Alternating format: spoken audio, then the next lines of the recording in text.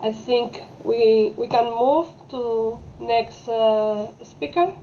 So next speaker is ESR2 Camilla Scarpellini.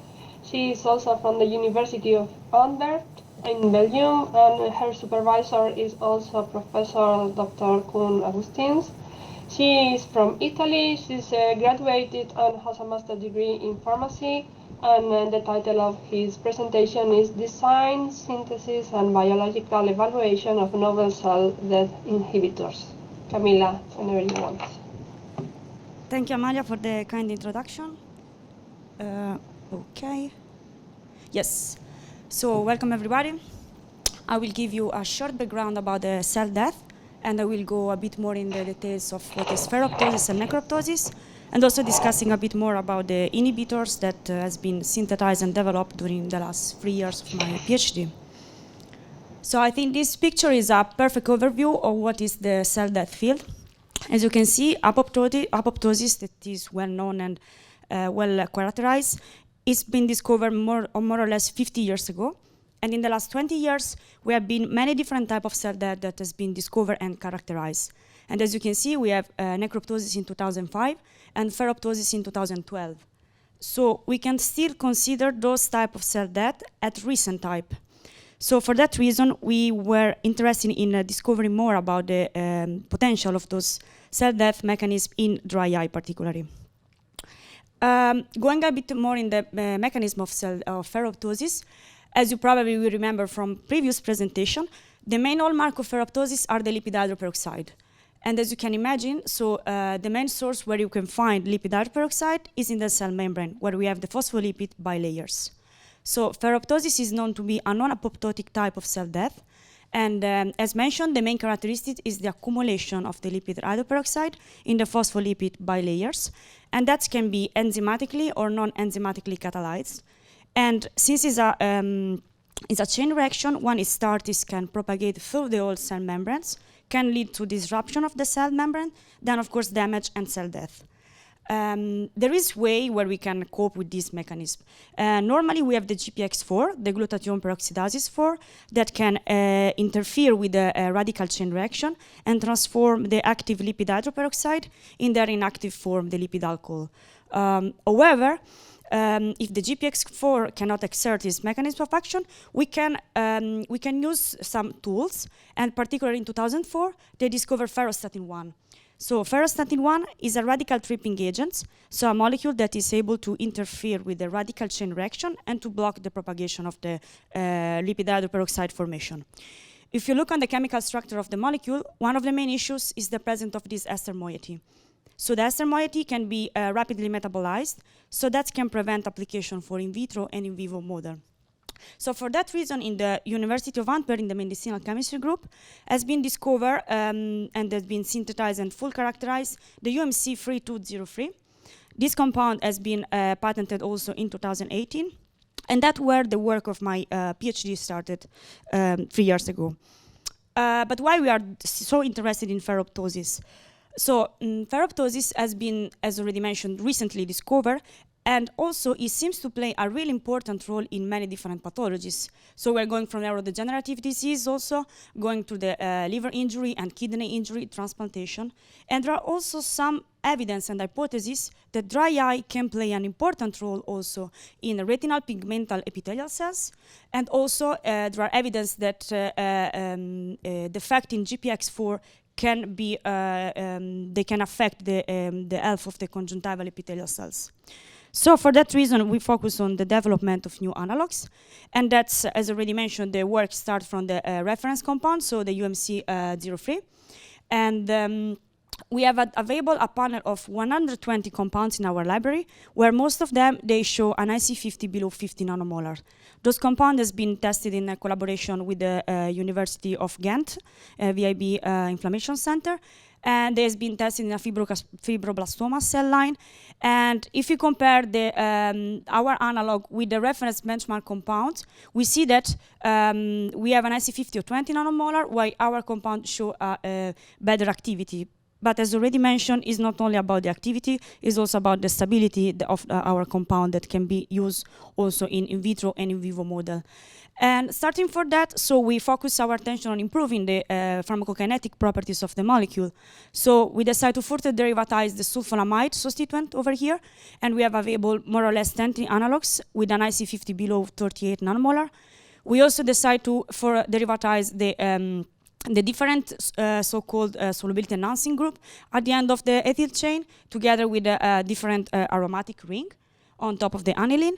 And we have available 12 analogues that also show a really promising IC50 below 17 nanomolar for most of them.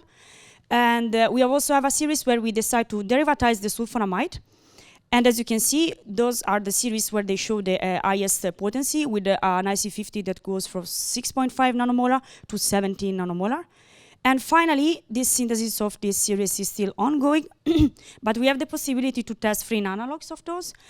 And they show an IC50 again here below 28 nanomolar. And here we decide to derivatize at the same, the sulfonamide, and also to replace the cyclohexyl that, as you can see, is present in all the other analogues with a different cycloalkyl moiety. But already mentioned, this series is still ongoing, the synthesis. And we also recently developed in our group fluorescent assays. It's called Phoenix assay.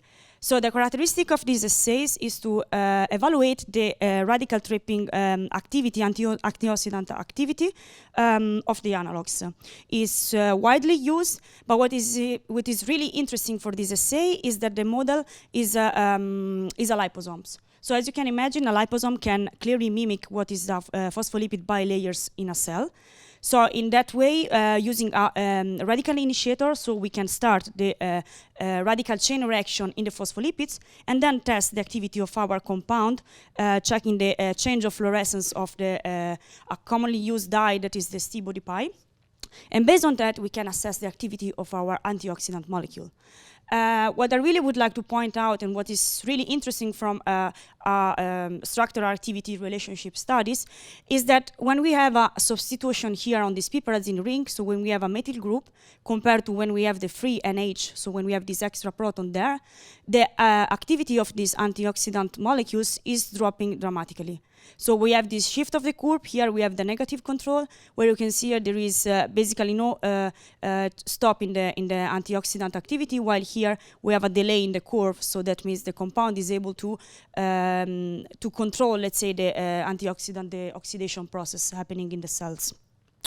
So that was really interesting, and what is really, again, more interesting about this assay is that results that we obtain with this assay, so that it's just related on the antioxidant activity, are perfectly correlated with the IC50 values that we obtain in a cell model. So that's really interesting tools that can help us to predict some activity of our molecules. And what also has been done regarding the UMC03, it's been also hypothesized the interaction way with the phospholipid bilayers. So it's been performed dynamic studies, where, as you can see here, we have the so-called solubility enhancing group, part of the molecule, that is interacting with the head group of the phospholipids, so with the polar part of the molecule. And at the same time, we have the rest of this molecule that is just going through the cell membrane and standing at the level of the tails, the phospholipid tails of the phospholipid itself. So what is really important about this molecule is that the molecule, in order to exert this mechanism of action, it needs to interact with the phospholipid bilayer. At the same time, it doesn't need to pass through the cell membrane too fast, because as we mentioned before, the phospholipid hydroperoxide are forming, and the ferroptosis is happening at the cell membrane level. So the molecule needs to stay at the cell membrane level also. So it's important also this interaction that is happening in, we can define it in a kind of shallow way. So that's really important, and how we think the molecule is interacting with the phospholipid bilayers.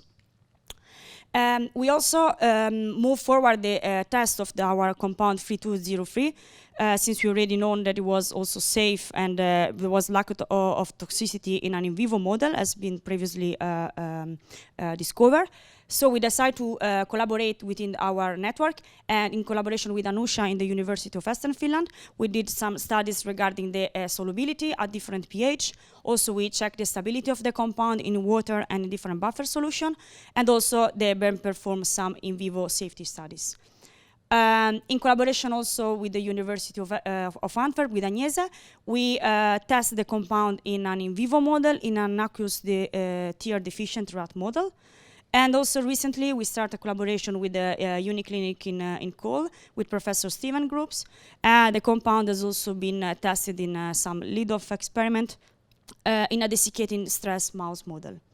So I'm not gonna go through the details of this experiment, since I'm pretty sure that my colleagues will talk about those later on this afternoon with their presentation.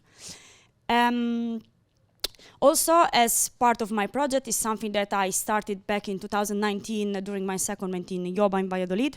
So I started to test different ferroptosis inhibitors in the cornea cell line.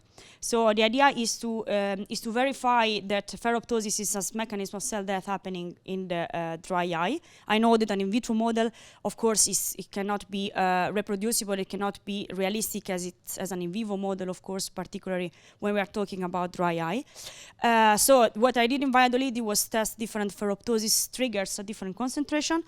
And what is the idea for now? That's something that will be done in the next month, starting from February, is to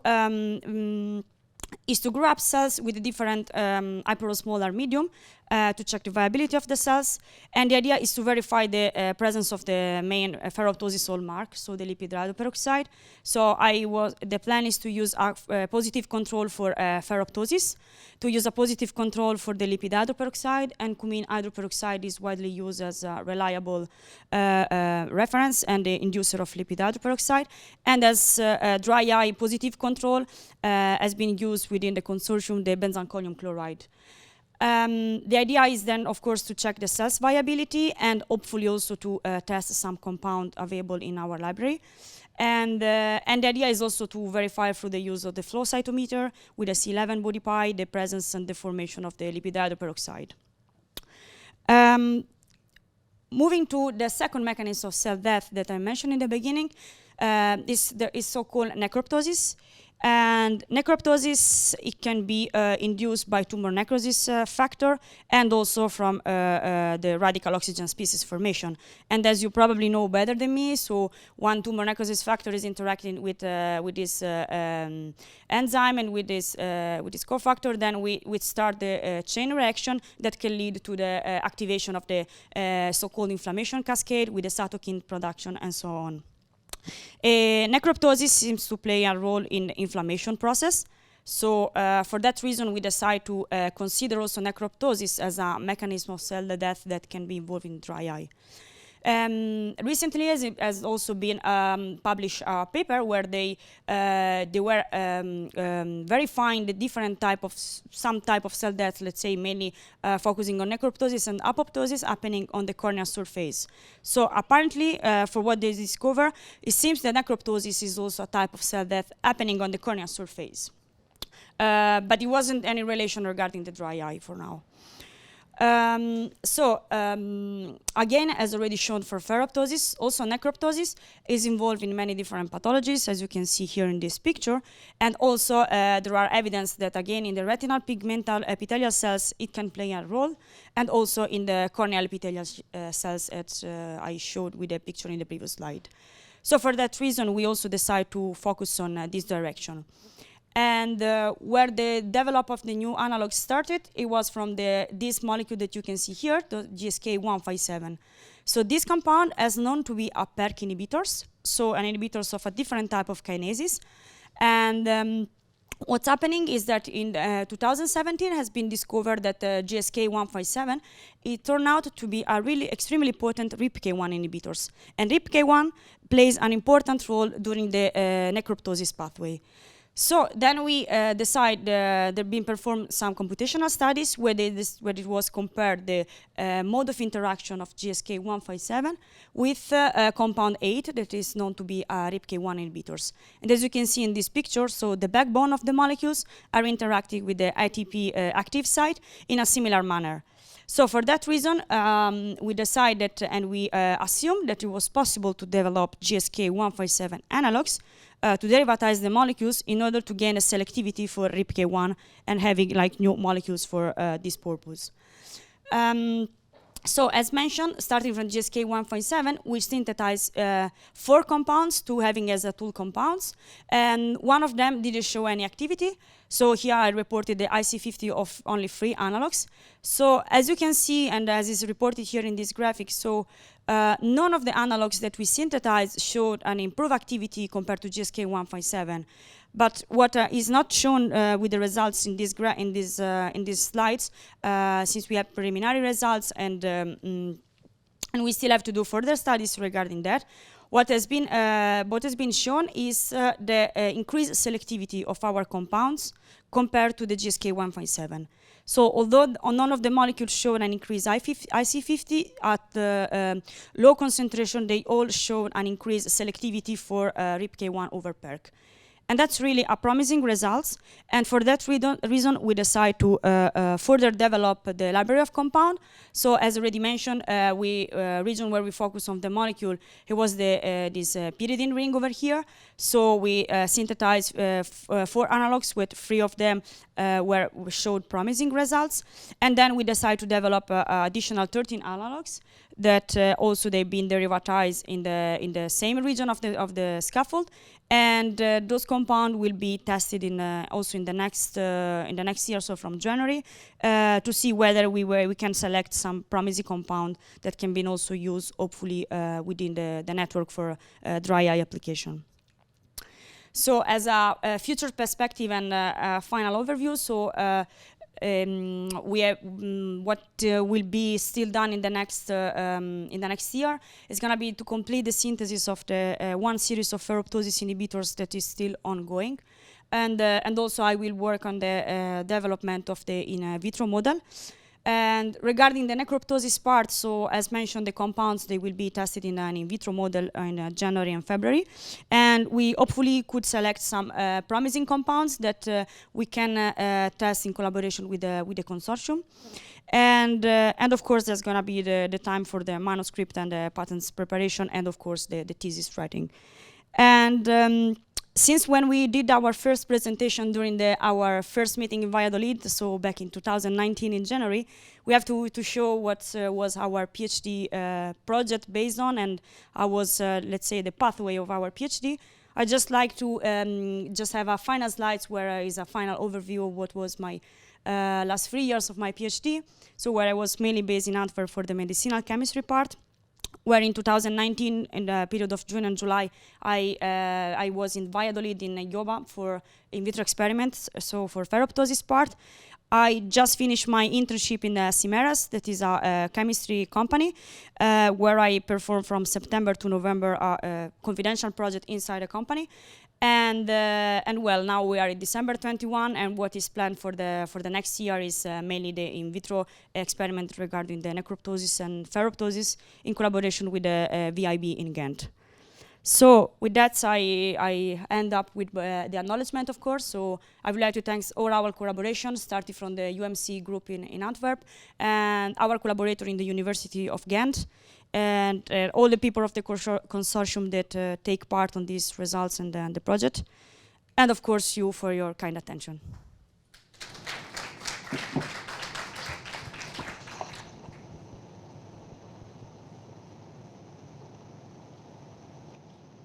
Thank you for your nice talk. I just have a quick question. I did not understand what type of properties you wanted to improve for the first compound, the UMC, for the ferroptosis inhibition. At the end, you say it's really good in vivo, really good in vitro, so it's not clear what you want to improve. Yeah, the idea is also to have like a panel of compound that can be applied, since we saw the ferroptosis is involved in different pathologies in different organs. The idea is also to have tool compounds that can be applied in different pathologies as well. So modifying the molecules and the properties of the molecules in order to have a compound that can be widely used, let's say, or having different selection of compounds that can be used based on the different disease and organs, let's say. And also what we want to improve, there are some pharmacokinetic properties that can be optimized, let's say. So it's already an optimal compounds, but there is always something that you can do better, let's say. So Can you mention which properties needs to be improved? It's about the distribution volume, for example. Mm-hmm. That's one of the properties that we would like to improve. It's really low? Or? It was high. High? Yes. Okay. And just, you talk about also selectivity you managed to get for your RIPK1 inhibitor. What type of selectivity you were talking about? It's about the selectivity for RIPK1. Yeah, but what type of number? Yeah. What do you call selective? You said that your first molecule you made was starting being selective, but you did not show any selectivity data. So they show selective. When we test the compound at low concentration, they show. They were able to selectively inhibit RIPK1 and not PERK. While with the GSK 1.7, what it was detected by now, at the same concentration, the compound it was selective both enzymes. But so you said low concentration. But I mean, what you have no idea of the type of selectivity if it's 10-fold, 100-fold, 1,000-fold. You don't know. It's just because in kinase is important because it depends a lot of your km of ATP also. So in a cell setting, the selectivity of a kinase comparing to in vitro doesn't mean much in a cell setting. For now we have just preliminary results, and we will need to repeat also them and see with the new analogues that I synthesize also to have a more clear idea about that. Yeah, thank you.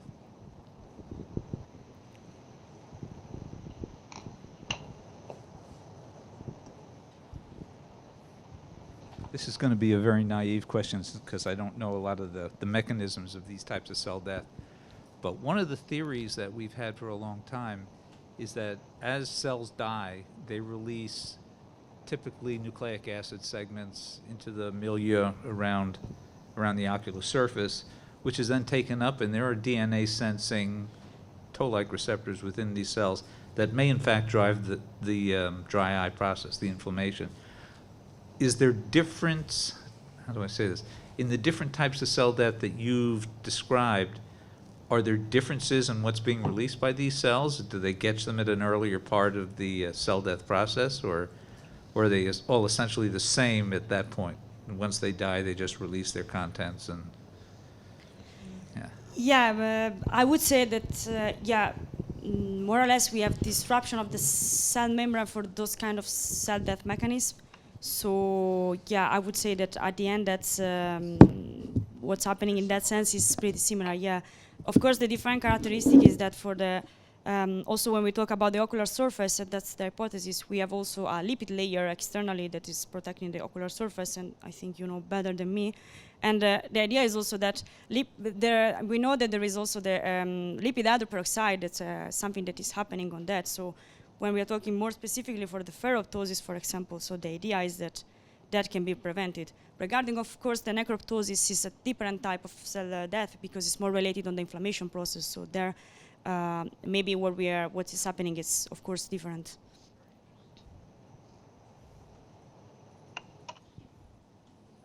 Okay. One more question, Amalia. Yeah. Sorry, I'll be quick. You mentioned the lipid bilayer, and I just wondered, I don't know much about the dry eye disease, but do patients have an intact lipid bilayer in severe disease? Is that still...